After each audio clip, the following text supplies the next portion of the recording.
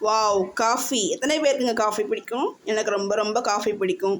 Coffee மட்டும் காலைல எழுந்த உடனே ஒரு கப் காஃபி குடிச்சு பாருங்களேன், எப்பேற்பட்ட தலைவலியும் போயிடும். நிறைய வேலை இருக்கா?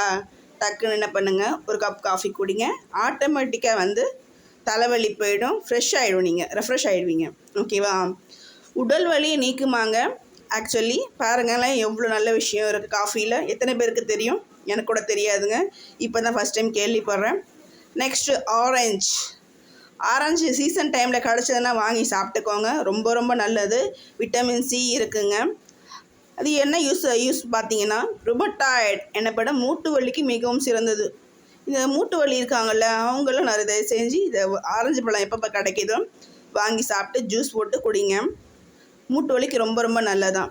நெக்ஸ்ட்டு திராட்சையில் பாருங்களேன், பச்சை திராட்சை இருக்குது, கருப்பு திராட்சை இருக்குது. எந்த திராட்சை வேணால் சாப்பிடுங்க, நம்ம இஷ்டம் தானே. முதுகில் ரத்த ஓட்டத்தை அதிகரிக்கும். முதுகு வலிக்கு எளிய தீர்வு தரும். பாருங்களேன், முதுகு வலிக்கு ரொம்ப ரொம்ப ரொம்ப நல்லதான். நிறைய பேருக்கு முதுகு வலி ரொம்ப கஷ்டப்படுறாங்க. குனிஞ்சா நிமிர முடியல, நிமிர்ந்தா குனிய முடியல, எவ்வளோ கஷ்டம் பாருங்களேன். அது மாதிரி டைமில் ஒரு கிளாஸ் திராட்சை ஜூஸ் வாங்கி குடிச்சிருங்க. ஈஸியாக முதுகு வலி உங்களுக்கு போயிடும். நெக்ஸ்ட்டு கிராம்பு. ஆமாங்க, உண்மையாலே கிராம்பு பார்த்தீங்கன்னா பல் வலிக்கு ரொம்ப நல்லது, ஈறு வலிக்கு ரொம்ப ரொம்ப நல்லதுங்க.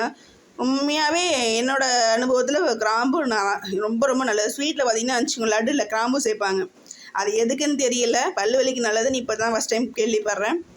ரொம்ப ரொம்ப நல்லது, ட்ரை பண்ணி பாருங்கள். நெக்ஸ்ட் இஞ்சி பார்த்தீங்கன்னா நான் எனக்கு ரொம்ப பிடிச்ச ஐட்டம்னா இஞ்சி. தலைவலிக்கு வந்ததுன்னு நினச்சிக்கோங்க, தலையில் பத்து போட்டுப்பேன் நான் இடித்து.